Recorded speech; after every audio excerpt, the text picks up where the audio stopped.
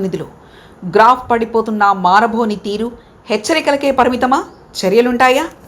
ఆంధ్రప్రదేశ్ రాజకీయాల్లో 2024 ఎన్నికల ఫలితాలు ఒక చారిత్రాత్మక మలుపు. కూటమికి ప్రజలు అందించిన అఖండ మేజార్టీ ఒక రికార్డు. అయితే ఏ రాజకీయ పార్టీకైనా భారీ విజయం అనేది ఒక వరంలా కనిపిస్తూనే మరోవైపు క్రమశిక్షణ విషయంలో అది ఒక సవాలుగా మారుతుంది. ప్రస్తుతం తెలుగుదేశం పార్టీలో సరిగ్గా ఇదే పరిస్థితి కనిపిస్తుంది.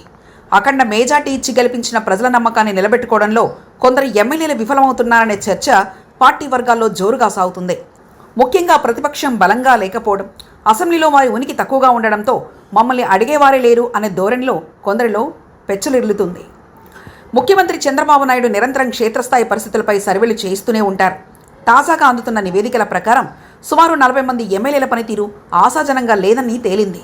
ప్రజలకు అందుబాటులో ఉండడం కంటే ఇతర వ్యాపకాల్లో నిమగ్నమవడం, స్థానిక వివాదాల్లో తలదూచడం వంటి అంశాలు పార్టీ ప్రతిష్టను మసకబారుస్తున్నాయి.